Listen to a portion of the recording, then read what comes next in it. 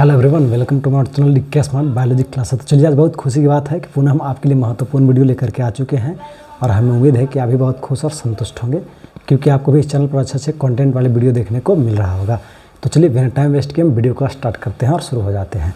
थोड़ा सा असुविधाओं के लिए खेद है, आप जो है देख रहे होंगे काफ़ी दिनों से वीडियो नहीं आ रही थी क्योंकि कुछ इमरजेंसी में ऐसा जो है ना परिस्थिति आ गई थी जिसकी वजह से आपका जो है ना ऑनलाइन क्लास और साथ साथ ऑफलाइन क्लास भी जो है ना ड्रॉप कर दिए गए थे और उसका जीता जागता उदाहरण आप देख रहे होंगे जो है ना आपको शायद इस चीज़ का प्रमाण दे रहा होगा। तो चलिए, ये सभी फाइनली जो है ना परेशानियों से मुक्त होकर के आपके बीच हाजिर है और आज हम लोग नए चैप्टर के साथ आनंद लेंगे और पढ़ाई करेंगे ढंग से। तो चलिए देखते हैं और समझते हैं कि आज हम लोग अध्ययन क्या करने वाले हैं। और आप चाहें तो क्या कर सकते हैं, हर जगह फॉलो कर सकते हैं डीके स्मार्ट बायोलॉजी क्लासेस के नाम से, ठीक है ना। एक्सपीरियंस तो आपको पता ही है। आप इंस्टाग्राम जो है ना, फेसबुक जो है ना, यूट्यूब, टेलीग्राम जो है ना, गूगल मैप, ट्विटर इत्यादि पर जो है ना आप सर्च करके फॉलो कर सकते हैं। क्लास का नाम आपको जो नीचे लिखा हुआ मिल रहा होगा। तो चलिए हम लोग आगे देखते हैं।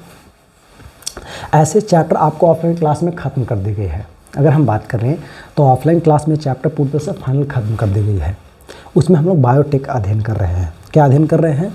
बायोटेक अध्ययन कर रहे हैं। बस मेरे बाबू, क्या अध्ययन कर रहे हैं? बायोटेक यानी बायोटेक्नोलॉजी हम लोग अध्ययन कर रहे हैं। लेकिन ध्यान रहे, ऑफलाइन क्लास में जो है ना ये तो चल रहा है, लेकिन ऑनलाइन क्लास में इससे पहले का जो क्या था चैप्टर था जिसका नाम था क्या, तो माइक्रोब्स इन ह्यूमन वेलफेयर।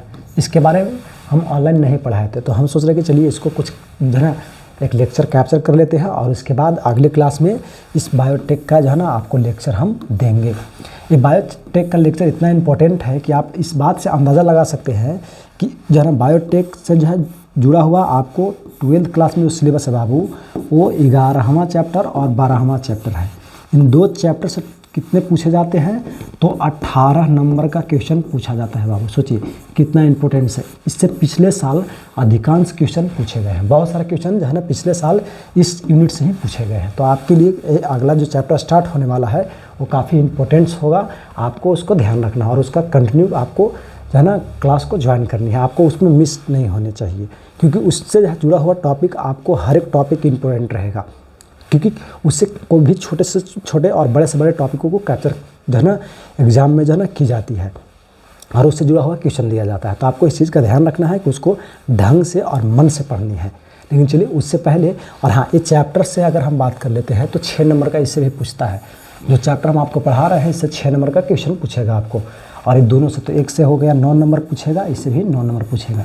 लेकिन जो आपको हम ये चैप्टर पढ़ा रहे हैं इससे आपको 6 नंबर का क्वेश्चन पूछेगा बाबू। तो इस बात का ध्यान रखिए और मन से इसको पढ़िए। तो हम लोग जो ना अध्ययन करते हैं और कैप्चर करते हैं क्या, तो ज़रा ध्यान से देखेंगे। इसको थोड़ा सा मिरेज कर लेते हैं। तो देखिए हम लोग क्या अध्ययन करने वाले हैं। अध्ययन करने वाले हैं बाबू, देखिए चैप्टर का नाम क्या है। चैप्टर 8 जो है ना 12th क्लास का चैप्टर नंबर 10 है। ज़रा ध्यान से देखिए बाबू, ये क्या है, क्लास 12th का चैप्टर नंबर कितना है बाबू, 10th है ना। अब ज़रा ध्यान से देखेंगे कि इसका नाम क्या है। तो माइक्रोब्स इन ह्यूमन वेलफेयर, मानव कल्याण में सूक्ष्म जीव। क्या नाम है बाबू, मानव कल्याण में सूक्ष्म जीव। अब हम थोड़ा सा जानकारी है ना यहाँ पर हम आपको जानकारी देते हैं कि जो है ना मानव कल्याण में सूक्ष्म जीव कहने का मतलब क्या है, इसके बारे में हम बात कर लेते हैं। तो उससे पहले हम आपको माइक्रोब्स के बारे में बता देते हैं। सूक्ष्म जीव किन्हें कहते हैं? वैसे जीव जिन्हें खुली आंखों या नग्न आंखों से आप नहीं देख सकते हैं या जिसे देखने के लिए सूक्ष्मदर्शी की जरूरत पड़ती है, तो वैसे जीवों को हम लोग सूक्ष्म जीव के नाम से जानते हैं। और सूक्ष्म जीव विभिन्न प्रकार के होते हैं बाबू, जैसे बैक्टीरिया, वायरस, प्रोटोजोआ जो है ना, फंगी इटिसी। इसके अलावा बहुत सारे और भी पैथोजेंस होते हैं और ऐसे भी और भी जो है ना माइक्रो ऑर्गेनिज्म्स होती है जो है काफ़ी सूक्ष्म होते हैं और जो है ना इसके अंतर्गत शामिल रहते हैं। अब चलते हैं, लेकिन अब हम यहाँ पर बात करेंगे मानव, तो आपको समझ ही रहा है, वेलफेयर यानी क्या, उनके कल्याण में, मानव के कल्याण में। आप कह सकते हैं कि मानव के जो है दैनिक जीवन में उस जो है ना सूक्ष्म जीवों का क्या योगदान होता है, उसके बारे में हम इस चैप्टर के अंतर्गत कैप्चर करने वाले हैं और एक एक करके सीखने वाले हैं और समझने वाले हैं। तो चलिए हम लोग एक एक करके आगे कंटिन्यू करते हैं और सीखते हैं बाबू। तो चलिए ज़रा ध्यान से आप देखिए बाबू, यहाँ पर हम लोग क्या कैप्चर करने वाले हैं इसके बारे में हम लोग थोड़ा सा सीखते हैं और अध्ययन करते हैं। तो ज़रा ध्यान दीजिए इधर कि हम लोग इस चैप्टर में देखिए यहाँ पे लिखा हुआ भी आपको नज़र आ जाएगा, माइक्रोब्स इन ह्यूमन वेलफेयर। बात समझ आ रही है? तो अब इसके बारे में हम अगर बात करें तो सबसे महत्वपूर्ण चीज़ जो देखने को मिलती है वो टॉपिक है जिसका नाम है माइक्रो ऑर्गेनिज्म या माइक्रोब्स। कोई दिक्कत? जिन्हें हिंदी में देखिए इतना बड़ा आपको जो है ना इंग्लिश नाम लिखा हुआ दिख रहा होगा बाबू, इसका मात्र छोटा सा हिंदी होता है। क्या होता है बाबू? सूक्ष्म जीव होता है। क्या होता है बाबू? सूक्ष्म जीव होता है। कोई दिक्कत? बात समझ आ रही है? अब जरा ध्यान से देखिए, सूक्ष्म जीव कहते किसको हैं। अब थोड़ा सा इसको हम लॉजिकली आपको समझा रहे हैं, ज़रा समझिए। देखिए कैसे लॉजिकली हम आपको समझा रहे हैं। जीव तो आपको पता है कि जीव यानी किसको कहते हैं, जिनमें जो है ना श्वसन, पाचन, उत्सर्जन, परिवहन, श्वसन ये सब करने की क्रियाएं हो, उन्हें जीव कहते हैं। लेकिन सूक्ष्म यानी क्या होता है वो जरा समझिए। अगर हम बात कर लेते हैं तो सूक्ष्म की अगर बात करें तो ज़रा आप ध्यान से इसको देखिए। हम यहाँ पर सूक्ष्म की बात करेंगे, थोड़ा सा ध्यान देंगे। यहाँ पर हम किसकी बात करेंगे बाबू? तो सूक्ष्म की बात करते हैं। तो ज़रा आप ध्यान दीजिए, सूक्ष्म कहते किसको हैं? सूक्ष्म यानी क्या? स्मॉलेस्ट, इंग्लिश वर्ड है बाबू, जो है ना स्मॉलेस्ट यानी क्या? छोटा से भी छोटा, मतलब जिसे आप खुली आंखों या नग्न आंखों से नहीं देख सकते हैं। स्मॉलेस्ट यानी क्या? छोटा से भी छोटा, यानी अत्यंत सूक्ष्म, यानी अत्यंत छोटा जिसको आप कह सकते हैं। ठीक है, तो ध्यान देंगे। वैसे जो है ना जीव बाबू, ध्यान देंगे, जो अत्यंत क्या हो? सूक्ष्म हो या स्मॉलेस्ट हो, छोटा से भी छोटा हो, जिन्हें हम खुली आंखों या नग्न आंखों से नहीं देख सकते हैं, तो वैसे जीवों को ही हम लोग क्या कहते हैं बाबू? सूक्ष्म जीव के नाम से जानते हैं। कोई दिक्कत है यहाँ तक? बात समझ में आ गई? सूक्ष्म जीव किसे कहते हैं, या इसको दूसरी भाषा में आप कह सकते हैं कि वैसे जीव जिन्हें देखने के लिए सूक्ष्मदर्शी का उपयोग किया जाता है, तो वैसे जीवों को सूक्ष्म जीव के नाम से जानते हैं, ऐसा भी कह सकते हैं। कोई दिक्कत? क्लियर है यहाँ तक? अब चलते हैं, थोड़ा सा हम आगे बढ़ते हैं कि आखिर सूक्ष्म जीव कहते किसको हैं। तो यहाँ पर ध्यान देंगे बाबू, ऐसे अगर हम बात कर लेते हैं तो बैक्टीरिया हो गया, वायरस हो गया, प्रोटोजोआ हो गया, फंगी हो गया,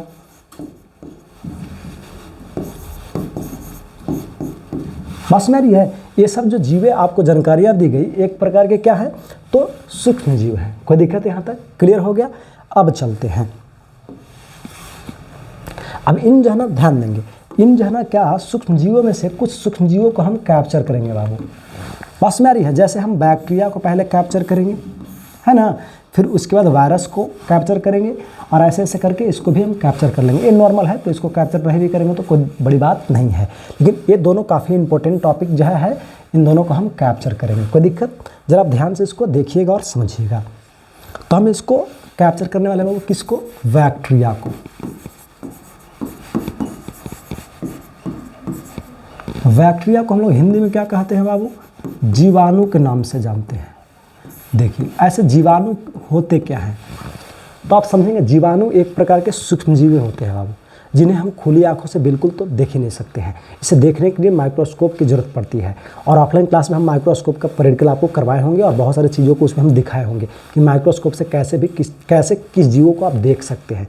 ऑफलाइन क्लास में इसका प्रैक्टिकल आपको करवाया गया होगा, चाहे वो नागाभिया ब्रांच हो या सिन्हा कॉलेज मोड़ वाला ब्रांच हो, दोनों जगह ब्रांच पर कराई गई है। ऐसे मदनपुर पहले जो है ब्रांच चलती थी तो उसमें भी जो है ना बहुत सारे बच्चों को हम पहले जो पढ़े होंगे उनको भी करवाया गया है, लेकिन अभी तो है नहीं, लेकिन वहाँ भी बच्चों को कराई जाएगी। टाइम जैसे मिलेगा तो वहाँ भी जो बच्चे हैं, क्योंकि वहाँ से भी जो है क्लास तो बंद की है लेकिन वहाँ आते जाते रहते हैं और वहाँ काम करते रहते हैं, तो अगर समय मिले तो उधर के बच्चे जो देख रहे होंगे उनको भी ये चीज़ें सुविधा मिलेगी बाबू। तो चलिए हम लोग आगे बात करते हैं। तो ज़रा समझिए कि जीवाणु क्या होती है। तो इसे देखने के लिए हम क्या करते हैं, तो सूक्ष्मदर्शी का उपयोग करते हैं। लेकिन हम जीवाणु किसे कहते हैं आपको बताएं कि एक प्रकार के सूक्ष्मजीव होते हैं, और इस सूक्ष्मजीव जो है अगर हम बात करें तो बहुत जगह आपको देखने को मिल सकते हैं। जैसे कि अगर हम बात करें तो ये सूक्ष्मजीव आपको जल में, वायु में, मिट्टी में, फल में,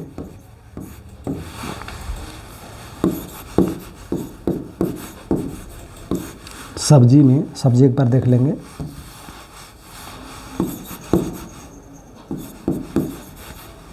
गलती है, सही, हर से दीर्घ मिला लेंगे एक बार, सब्जी हो गया, ठीक है ना। और अगर हम बात कर लेते हैं तो क्या हो गया, बॉडी में, हमारे शरीर में भी पाए जाते हैं, हो गया, मांस वगैरह जो होती है, मीट्स जिसको मीट वगैरह बोलते हैं, ईटीसी, इस भी जगह पर जो है ना पाए जाते हैं बाबू। सूक्ष्मजीव अगर हम बात करें तो लगभग सभी जगह ही पाया जाता है। यहाँ तक कि अगर हम बात कर लेते हैं कि जो ना जो मिट्टी होती है, सॉइल होती है, उसको अगर आप 16 फुट तक अगर आप क्या करते हैं बाबू, खुदाई करते हैं, ज़रा ध्यान से देखेंगे, ये मान लें कि मिट्टी है, मिट्टी का स्तर है, अगर आप नीचे 16 फुट तक क्या करते हैं, जरा ध्यान से देखेंगे बाबू, 16 फुट तक अगर आप जो है ना उसको क्या करते हैं, खुदाई करते हैं, गड्ढा खोदते हैं, तो वहाँ तक भी सूक्ष्मजीव आपको देखने को मिलेगी बाबू। बात समझ में आ रही है? ये जानकारियाँ आपको दिया गया कि सूक्ष्मजीव लगभग हर जगह देखने को मिलते ही हैं। अब चलते, इन सूक्ष्मजीवों में कुछ सूक्ष्मजीव लाभदायक होते हैं बाबू। इन सूक्ष्मजीवों में कुछ सूक्ष्मजीव क्या होते हैं, तो ज़रा आप ध्यान से देखेंगे, कुछ सूक्ष्मजीव जो है बाबू लाभदायक होते हैं। देखिए इधर से हम इरेज कर दिए, तो ज़रा आप समझिए, इन सूक्ष्मजीव यानी जीवाणु हम अध्ययन कर रहे हैं, तो इन सूक्ष्मजीव यानी किसमें, जीवाणु में। तो कुछ जीवाणु क्या होते हैं बाबू, लाभदायक होते हैं, तो कुछ हानिकारक होते हैं। कुछ क्या होते हैं बाबू, लाभदायक होते हैं, तो कुछ हानिकारक होते हैं। बात समझ में आ रही है? अब चलते हैं, ज़रा ध्यान से देखिएगा, इसको ना है तो यूज कीजिए, आवाज़ कर रहा है ना, देखिए इसको। अब चलते हैं, ज़रा ध्यान से देखिए, तो ये जानकारियाँ आपको दिया गया क्या, तो कुछ सूक्ष्मजीव क्या होते हैं बाबू, लाभदायक होते हैं, तो कुछ हानिकारक होते हैं। अब लाभदायक कौन होते हैं और हानिकारक कौन होते हैं, इसके बारे में हम बात करते हैं। और लाभदायक सूक्ष्मजीवों को क्या कहते हैं और हानिकारक सूक्ष्मजीवों को क्या कहते हैं, उसके बारे में हम बात करते हैं। तो ज़रा ध्यान से देखेंगे बाबू, जो है ना, जीवाणु या सूक्ष्मजीव दो प्रकार के, एक क्या होता है यूजफुल, क्या होता है बाबू, यूजफुल होता है, कोई दिक्कत। और दूसरा क्या होता है बाबू, हार्मफुल। बात समझ आ रही है? एक क्या होता है, यूजफुल होती है, और दूसरा क्या होता है, हार्मफुल होता है। अब ज़रा ध्यान से देखिए, यूजफुल जीवाणु किसको कहते हैं, तो ज़रा आप ध्यान से देखेंगे, नाम सुने होंगे बाबू यूकोलाई बैक्टीरिया का, यूकोलाई बैक्टीरिया। बात समझ में आ रही है? अगर हम बात कर लेते हैं तो क्या होता है, राइजोबियम,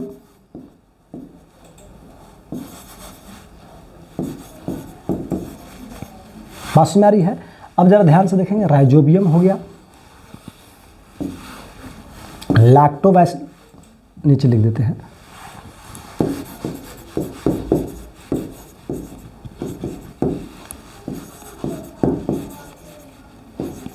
लैक्टोबैसिलस हो गया। बस में आ रही है, ईटीसी।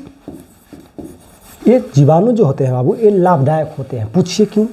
क्योंकि ये हमारे शरीर के अंदर किसी न किसी रूप में फ़ायदे दे रहे होते हैं। जैसे यूकोलाई बैक्टीरिया हमारे आंतों में पाई जाती है, आमाशय में भी आप मान सकते हैं आंतों में पाई जाती है, जो भोजन को डिकम्पोज करने में यानी पाचन करने में मदद करता है, जो है ना। राइजोबियम बैक्टीरिया क्या होती है बाबू, जरा ध्यान देंगे, राइजोबियम बैक्टीरिया जो है पाई जाती है कहाँ बाबू, दलहनी फसलों के जड़ों में, जो नाइट्रोजन को क्या करती है, वायुमंडल से मिट्टी में फिक्स करने का कार्य कर रही होती है। तो कहीं ना कहीं हमारे लिए फ़ायदेमंद है।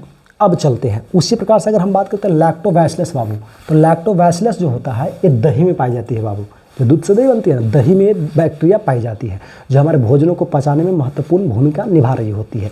यानी ओवरऑल अगर देखा जाए तो जितने भी यहाँ पर जीवाणुओं के नाम लिखे गए हैं, ये कहीं ना कहीं हमारे जो है ना हित में काम कर रहे होते हैं, यानी हमें मदद कर रहे होते हैं। इसीलिए हम इन्हें जो है ना मित्र जो है ना सूक्ष्मजीव भी या बैक्टीरिया भी कहते हैं बाबू। इन्हें मित्र सूक्ष्मजीव या बैक्टीरिया कहते हैं बाबू। क्या कहते हैं? मित्र सूक्ष्मजीव या जीवाणु। बात में आ रही है? कोई दिक्कत? क्योंकि ये हमारे दैनिक जीवन को बेहतर बनाने में मदद करते हैं।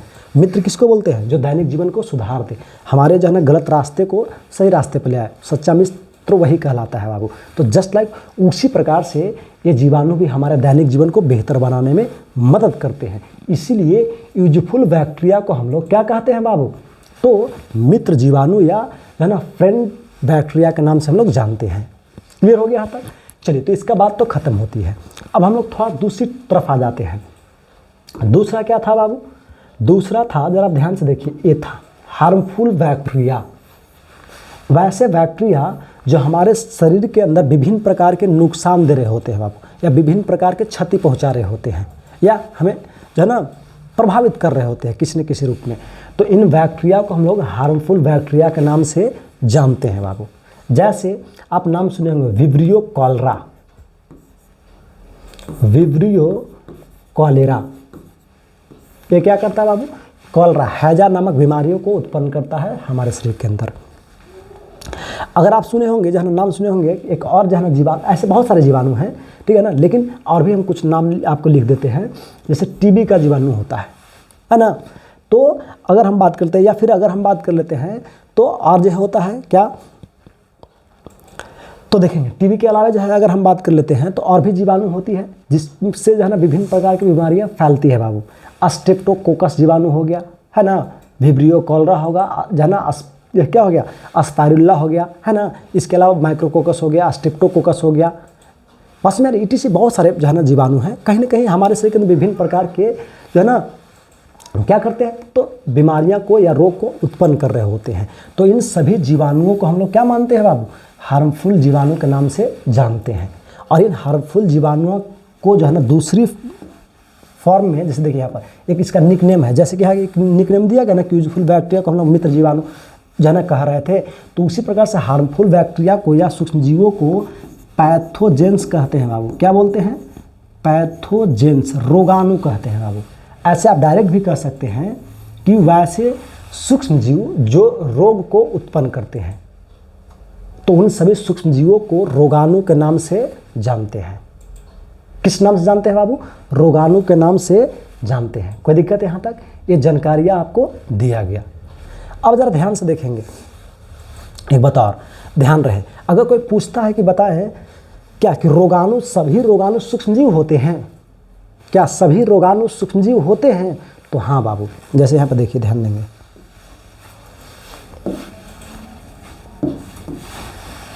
यहाँ पर कुछ लॉजिक है, इसको समझ लीजिए। जैसे हम बात करेंगे सूक्ष्मजीव को,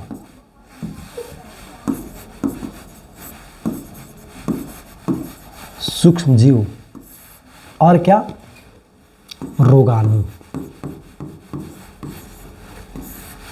देखिए यहाँ पर सूक्ष्मजीव बताएगा बाबू कितने, दो प्रकार के, एक यूजफुल और दूसरा क्या बाबू, हार्मफुल, है ना। अब जरा ध्यान से देखिए, तो यूजफुल हो गया, हार्मफुल हो गया। अब जरा समझते हैं, यूजफुल को हम लोग क्या कह रहे थे? मित्र जना सूक्ष्मजीव कह रहे थे। इसको क्या कह रहे थे बाबू? मित्र सूक्ष्मजीव कह रहे थे।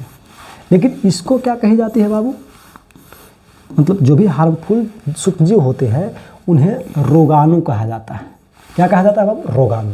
तो अब जरा नोटिस कीजिए तो कि जितने भी रोगाणु होंगे बाबू, जरा समझिए यहाँ पर क्या होंगे, जितने भी रोगाणु होंगे वो सभी सूक्ष्मजीव माने जाएंगे बाबू। ये भी सभी सूक्ष्मजीव कहलाएंगे। जितने भी रोगाणु होंगे वो सभी सूक्ष्मजीव कहलाएंगे। लेकिन ध्यान रहे यहाँ पर क्या ध्यान रखना है बाबू, जरा देखिए कि सभी सूक्ष्मजीव रोगाणु नहीं कहलाएंगे। क्यों?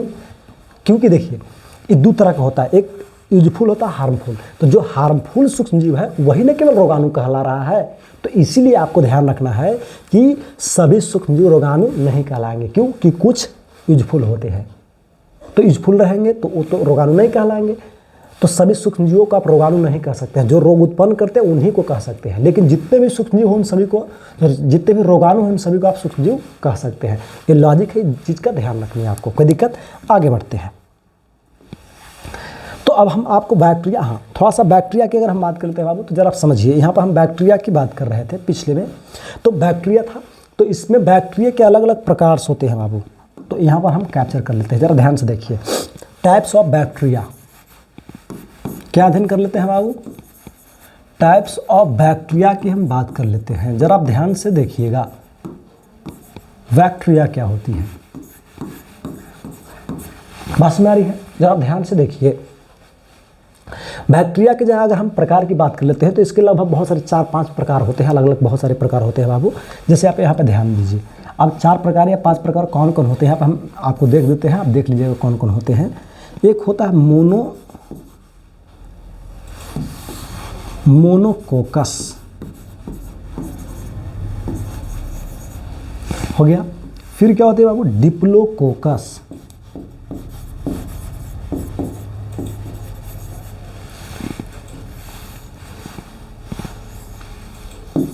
उसके बाद क्या हो गया बाबू, स्ट्रेप्टोकोकस। ऐसे बहुत सारे नाम होते हैं लेकिन इतना ही हम आपको ज़्यादा नहीं लिखते हैं। फिर विब्रियो अस्पारुल्ला, बहुत सारा होता है,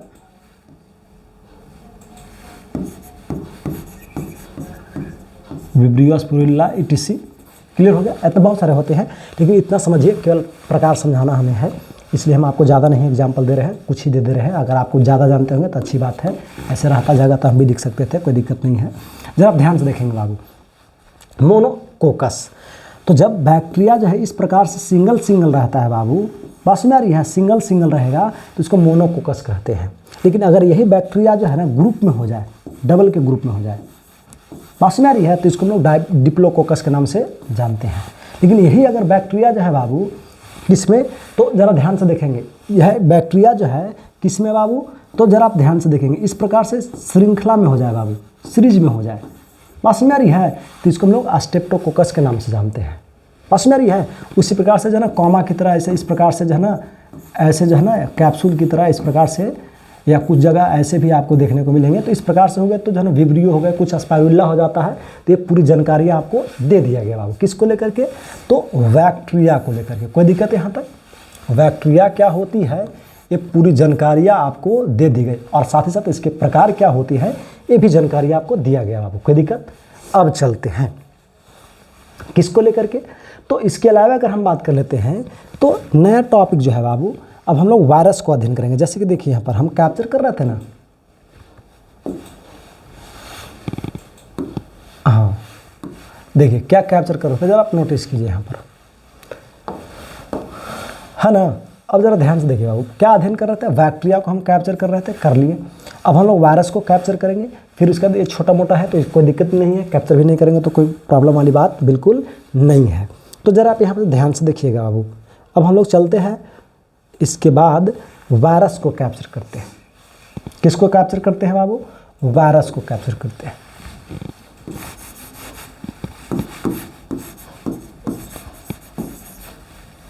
वायरस को हिंदी में हम लोग विषाणु के नाम से जानते हैं बाबू।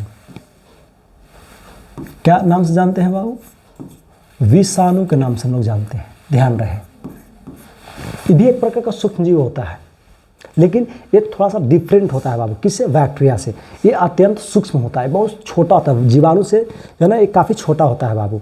दूसरी बात कि ये न तो मुख्य रूप से सजीव का जो है रूप में भी है, काम करता है, और न ही मुख्य रूप से निर्जीव माना जाता है बाबू। ये दोनों बीच की कड़ी मानी जाती है।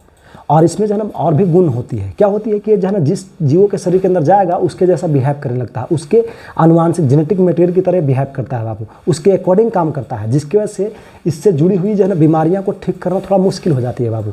इससे जो है ना जुड़ी हुई जो है ना प्रॉब्लम्स को या डिसऑर्डर को कंट्रोल करना जो है ना हमारे साइंटिस्टों के लिए और हमारे लिए भी बहुत मुश्किल वाली बात हो जाती है, क्योंकि ये जिस जो है ना जीवों के शरीर के अंदर जाता है उसके जेनेटिक मटेरियल की तरह जो है ना बिहेव करने लगता है बाबू, जिसकी वजह से जो है ना वैक्सीन बनाने में जो है ना, और साथ साथ जो है इंजेक्शन बनाने में या विभिन्न प्रकार के ड्रग्स को बनाने में भी समस्याएं आती है बाबू, और ये बड़ी खतरनाक होता है। आप जो है ना सुने होंगे कि इससे जितनी भी बीमारियां आज तक हुई है उसे समझिए तो अधिकांश लाइलाज ही है, उसका कोई इलाज नहीं बाबू, इससे बचना ही इलाज माना जाता है। इससे जुड़ी हुई जितनी भी बीमारियाँ अक्सर उससे बचना ही जो है ना क्या है, इसका इलाज माना जाता है, क्योंकि इससे जुड़ी हुई स्पेशल कोई दवा और वैक्सीन बने ही नहीं। जैसे आप जो है ना एड्स को ही देख लीजिए, आज तक कोई दवा नहीं बना स्पेशल। उसी प्रकार से अगर कैंसर की बात कर लेते हैं तो कैंसर अगर नॉर्मल स्टेज में है तो उसको मैनेज की जा सकती है, और थोड़ा सा हाई स्टेज बढ़ा तो समस्याएं हैं। या इसके अलावा कोरोना को ही हाल ही में जो चल रहा था इसको भी देख लीजिए।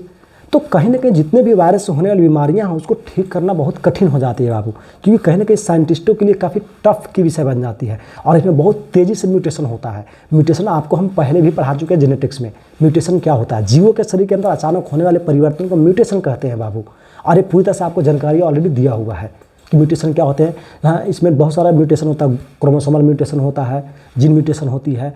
क्रोमोसोम म्यूटेशन क्या होता है? बृहद होता है क्या स्मॉल होता है? जीन म्यूटेशन बृहद होता है स्मॉल होता है? लार्जेस्ट म्यूटेशन या स्मॉल म्यूटेशन माना जाता है। ये ऑलरेडी पढ़ाया हुआ है बाबू, थोड़ा सा रिवीजन भी पीछे से करते रहे, कोई दिक्कत यहाँ तक आगे बढ़ते हैं। तो वायरस से जुड़ी जानकारियाँ दी गई बाबू, इसके भी अलग अलग प्रकार होते हैं, बस में रही है, और इसीलिए इसको बीच की कड़ी मानते हैं। तो ऐसी जहाँ खत्म हो गया कहानी। इसके भी अलग अलग जो है ना शेप होते हैं, जैसे जैसे यहाँ पर देखिए, जैसे हम आपको जानकारी दे रहे थे ना कि इसके अलग अलग जो है ना बनावट है, स्ट्रक्चर है, उसी प्रकार से वायरस के भी होते हैं बाबू। इसमें सबसे ज़्यादा इंपॉर्टेंट जो होता है बैक्टीरियोफेज। देखिए इसमें ऐसे, ये बैक्टीरियोफेज जानते हैं, बड़ी खतरनाक है। बैक्टीरिया में जो है ना, देखिए एक प्रकार का वायरस ही होता है, ये बैक्टीरिया को खा जाता है बाबू, सोचिए ऐसे। ये वायरस है, आपको बैक्टीरियोफेज नाम है, लेकिन ये वायरस है बाबू। ऐसा आपको देखने में लगता है, बहुत सारे बच्चे इसको नाम सुन करके लगता है कि बैक्टीरिया ही होगा, लेकिन ये बाबू बैक्टीरिया नहीं है, ये वायरस है बाबू। ध्यान देंगे, इस बात का ध्यान रखें। इसके अंदर ऐसे ऐसे जो चीज़ें देखने को मिलेगी। देखिए एक प्रकार क्या है, तो बैक्टीरियोफेज है, यानी वायरस है बाबू। ये क्या है? वायरस है। इस वायरस का नाम क्या है? बैक्टीरियोफेज। जीवाणु भोजी, इसका हिंदी नाम है बाबू क्या? जीवाणु। इसका नाम है क्या? विषाणु। ये जीवाणु भोजी होता है। जीवाणु भोजी मतलब क्या? वैसा वायरस या वैसा विषाणु जो जीवाणुओं को खाता हो या नष्ट करता हो, तो वैसे वायरसों को हम लोग जीवाणु भोजी या बैक्टीरियोफेज के नाम से हम लोग जानते हैं बाबू। कोई दिक्कत यहाँ तक क्लियर हो गई? बात समझ में आ गई कि जो है ना विषाणु क्या होती है या वायरस किसे कहते हैं? कोई दिक्कत यहाँ तक किसी को? आगे चलते हैं, जरा ध्यान से देखिए बाबू। वायरस वगैरह तो सब खत्म हो गए, सूक्ष्मजीव तो खत्म हो, प्रोटोजोआ भी उसी प्रकार से, कवक भी नॉर्मल ही है, कोई बड़ी बात नहीं है, घबराने की बात बिल्कुल नहीं है। आगे हम धीरे धीरे कैप्चर करते जाएंगे, और ऐसे पहले भी जो है इसके बारे में कुछ जानकारी आपको हम ऑलरेडी दे ही चुके हैं, तो घबराने की बिल्कुल बात नहीं है।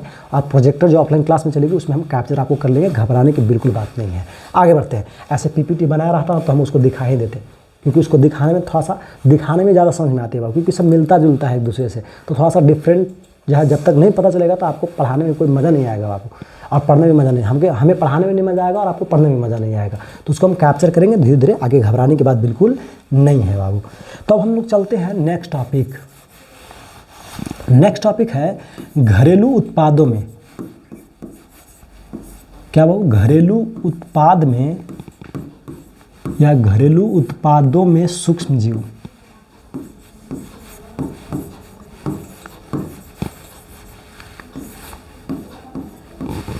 है ना, यानी डोमेस्टिक जो है ना क्या प्रोडक्शन में सूक्ष्मजीवों क्या भूमिका होती है बाबू, उसके बारे में हम बात करते हैं। जरा आप ध्यान से देखिए, जरा यहाँ समझिए। अगर हम बात कर ले बाबू, तो डोमेस्टिक यूज में इसका क्या है, मतलब घरेलू उत्पादों में किस प्रकार से उपयोग में लाए जाते हैं। जैसे आप नाम सुने होंगे, नाम का सुने होंगे, खाते भी होंगे, है ना। जैसे पनीर हो गया, जिसको हम लोग चीज़ भी कहते हैं, चीज़ इंग्लिश वर्ड होता है पनीर। पनीर को भी जो है ना बनाने के लिए बैक्टीरिया यानी सूक्ष्मजीवों का उपयोग किया जाता है। बैक्टीरिया या जो भी हो, जो भी सूक्ष्मजीव आप जिसके लायक है उसको उपयोग कर सकते हैं। अगर हम बात कर लेते हैं तो इसके अलावा अगर हम बात कर लेते हैं बाबू, तो ज़रा आप ध्यान से देखिए। पनीर हो गया, पाव रोटी को बनाने में, पाव रोटी को बनाने में सूक्ष्मजीवों का उपयोग किया जाता है। इसके अलावा अगर हम बात कर लेते हैं बाबू, तो किसको? रोटी, डबल रोटी जिसको बोलते हैं, पाव रोटी हो गया। फिर केक, छोटा सा है यहाँ पर, छोटा ही ले लेते हैं, केक हो गया, डबल रोटी हो गया। दोस्ती रोटी जिसको हम लोग बोलते हैं, हिंदी में डबल लिख देते हैं, ब्रेड, डबल ब्रेड। डबल रोटी को जो है ना बनाने में बाबू मशीनरी है, अब चलते हैं, इसके अलावा जो स्पंज वगैरह जो है ना, केक हो गया, पाव रोटी हो गया, या स्पंज वगैरह जो होते हैं जो है ना, जो भी होते हैं स्पंज से जुड़ा हुआ, चाहे वो मिठाई हो या फिर और भी जो है, जैसे जलेबी लोग भी होता है ना, जलेबी वगैरह, मिठाई में सब आ गया, छोड़िए ना, इटीसी। तो ज़रा आप ध्यान से देखिए बाबू, तो उसको उपयोग करने में भी सूक्ष्मजीवों का भरपूर उपयोग किया जाता है। जैसे देखिए इसमें केक हो गया, जैसे देखेंगे बाबू, जैसे क्या हो गया, तो केक हो गया, डबल रोटी हो गया, पाव रोटी हो गया, मिठाई वगैरह कुछ हो गए, तो उनमें सबसे ज़्यादा जो है ना उपयोग जो होती है बाबू, वो ईस्ट होता है बाबू, क्योंकि ये उसको फूलाने में, फैलाने में मदद करता है। तो ज़्यादातर सूक्ष्मजीव के रूप में ईस्ट का उपयोग किया जाता है। बहुत जगह जो जीवाणु को भी उपयोग में लाई जाती है, विषाणु नहीं, विषाणु ज़्यादातर नुकसानदेही होते हैं। पास में आ रही है, अधिकांश जो है जीवाणु और जो है ईस्ट वगैरह हो गया, ये सब थोड़ा सा लाभदायक होते हैं बाबू। पास में आ रही है। अब चलते हैं, ज़रा ध्यान से देखिए, ये तो हो गया घरेलू उत्पादों में सूक्ष्मजीव, यानी घरेलू उत्पाद जितने भी होते हैं उनको आप सूक्ष्मजीवों की सहायता से बनाएंगे तो आपको जल्दी वो प्रोडक्शन करने में मदद करेगा, और कहीं ना कहीं उसमें स्वाद बढ़ती है बाबू। मछली स्मेल अच्छा आता है, आपको खाने में आनंद आएगा, मज़ा आता है, और कहीं ना कहीं नुकसानदेह भी नहीं है। होता है ना कि खाने में, जैसे फास्ट फूड खाने में बहुत मज़ा आता है, लेकिन कहीं ना कहीं लिवर को डैमेज कर देगा, डाइजेस्टिव सिस्टम को अनबैलेंस कर देगा आपको। मतलब कहने का तात्पर्य क्या हुआ कि ये हर एंगल से यूजफुल होती है बाबू, बात में आ रही, कहीं नुकसानदेह नहीं होती है। तो ये जानकारी आपको दी गई। आगे बढ़ते हैं, जैसे देखिए यहाँ पर घरेलू उत्पादों में सूक्ष्मजीव की हम बात कर रहे थे, तो उसी प्रकार से अब हम अध्ययन करेंगे नेक्स्ट टॉपिक जो होगा बाबू, वो औद्योगिक उत्पादों में, औद्योगिक उत्पादों में सूक्ष्मजीव, औद्योगिक उत्पादों में सूक्ष्मजीव बाबू। कोई दिक्कत? बस में आ रही है। औद्योगिक उत्पादों में सूक्ष्मजीव की हम बात करते हैं, जरा आप ध्यान से देखिएगा और समझिएगा, है ना। औद्योगिक उत्पादों में सूक्ष्मजीव, कोई दिक्कत? अब इसके बारे में हम बात करते हैं, जरा समझिएगा इधर ध्यान से और देखिएगा, और इसके बाद जाना आज लास्ट कर देंगे, देखेंगे अगर टाइम मिलेगी तो इससे जुड़ा आपको टॉपिक और देंगे, और नहीं तो फिर हम बायोटेक की बात करेंगे, बायोटेक पर जाना बातें करेंगे। ऐसे हम प्रयास करेंगे कि इससे जुड़ी हुई इसको क्लियर ही कर दे। 6 नंबर का कंप्लीट हो जाएगा, और अगला चैप्टर 9 नंबर का, फिर उसके बाद अगला चैप्टर 9 नंबर का। तो फास्ट इसको पढ़िएगा। जो बच्चे जो है ना पीछे हैं सिलेबस पढ़ने में, तो जो है ना अलर्ट रहिए बाबू, क्योंकि अब आपके पास टाइम बचा नहीं है।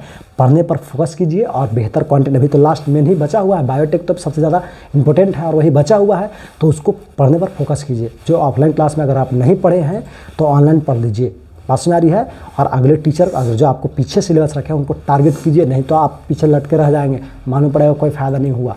इस बात का ध्यान रखें। ऐसे हम तो काफ़ी आगे हैं बच्चों को लेकर के, क्योंकि हम खुद अलर्ट रहते हैं सिलेबस को लेकर के, और ख़ास करके हम नवंबर तक जो है ना, नवंबर के लास्ट होते होते पूरे सिलेबस बच्चों को हाथ में दे देंगे। और रिवीजन साथ में भी चल रही है बाबू, तो ज़रा ध्यान देंगे, रिवीजन भी चल रहा है साथ में, और जो है ना सिलेबस भी चल रहा है। सिलेबस भी काफ़ी कैप्चर हो चुका है, 11 चैप्टर स्टार्ट हो गई है, लगभग आधा पढ़ा चुके हैं आज हम, और कल रिवीजन भी रहेगी। और मतलब बहुत सारा जल्दी फास्ट, मतलब ये लास्ट नवंबर तक होते होते पूरी तरह से रिवीजन और सिलेबस दोनों बच्चों को हाथ में हम दे देंगे, और बच्चों को काफ़ी समय तक टाइम दे दी जाएगी रिवीजन करने की। फिर उसके बाद प्रॉब्लम कुछ दिन क्लास की जाएगी, विदाई दे दी जाएगी बाबू। लेकिन सिलेबस पहले ही कैप्चर करा दिया जाएगा, विदाई बाद में दी जाती है, ये हमारा पुराना रूल और नियम है। आगे चलते हैं, ज़रा ध्यान से देखिए बाबू। तो हम लोग बात कर रहे थे जहाँ प्रौद्योगिक उत्पादों में सूक्ष्मजीव की बात कर रहे थे।